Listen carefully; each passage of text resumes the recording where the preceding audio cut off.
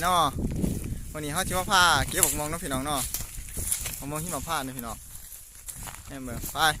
ตามคนเสือน้ำเราเนี่ยไปเขาจะพาไปเก็บ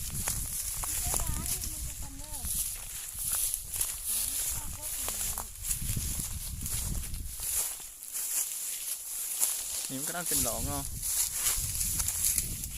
เป็นดอก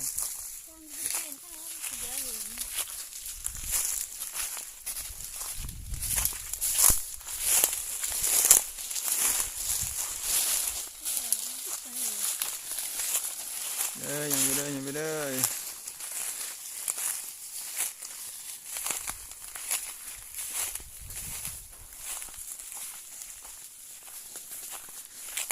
สิมาเก็บบักม่วงกันเนาะไปล่างหาหมากมันอยู่เนาะนี่หมากรีบมันดิหมากซุกมันพี่เนาะพี่ตาบอหมากซุกมันเบิ่งพี่เนาะเก็บมาเนาะกองไว้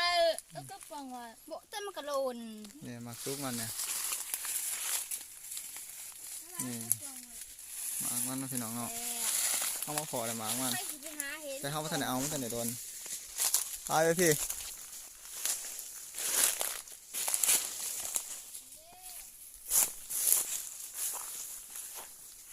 มันโดนหัวละกองไว้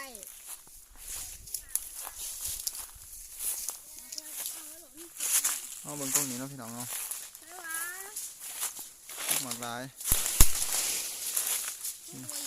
ดอก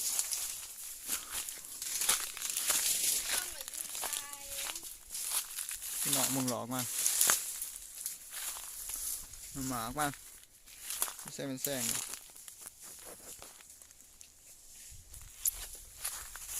นี่หมากซุกมันแล้วพี่น้องเนาะเนี่ยนี่หมากซุกมันนี่หมากมันมีหมากน้อยนะพี่น้องเนาะเด็กคนน้อยนะพี่น้องพี่ซุกร้ายแท่นี้พี่น้องนี่โอ้ซุกร้ายเป็นแดงๆอยู่พี่แท่นี้เป็นแดงๆอยู่นี่พี่นาพัวนี่นะซุกบดพัวพี่นะซุกบดพัว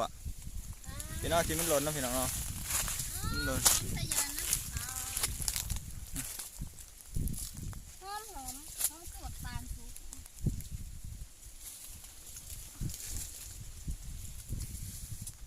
เก็บดิน่ะหัวมา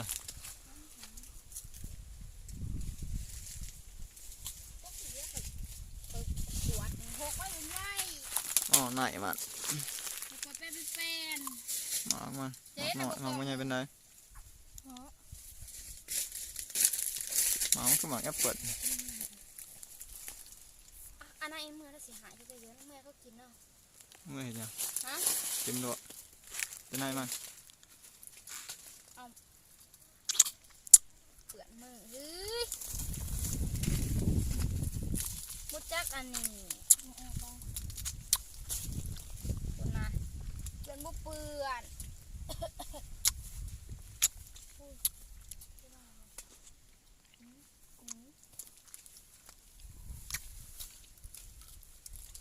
ขาดจักเลย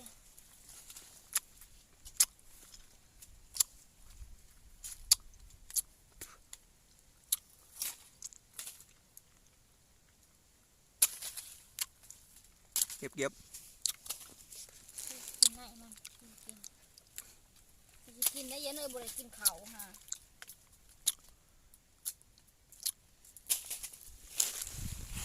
หมากรีบมัน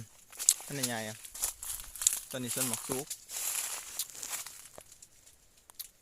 ซุกมันหวานพี่น้องหวานดีหมากซุกมันนี่พี่น้องปิดกินสด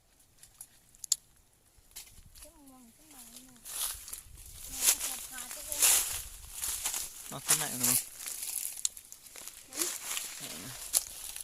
ปิดอะไรโกะบ้างฮะ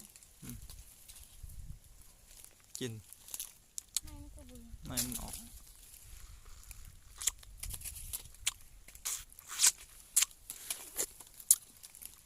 ซ่บ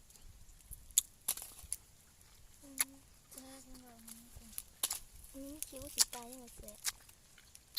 แต่ว่าคิ้วแบบนี้ฉันไม่ได้กิน เอาเขาหนาเริ่มเอากองที่โค้กมัน เนี่ยกองสุโก มาว่าก องอะไรเนี่ย มันเป็นมันคุย แก้วกองสุโก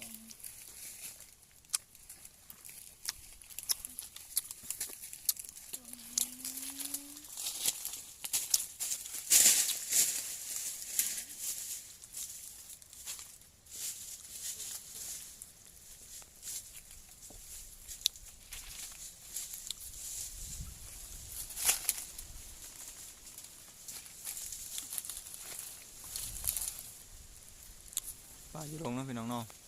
ต้นลูกมองอยู่ปลาอยู่ลงต้นลูกมองพี่น้องเต็มไปหมดได้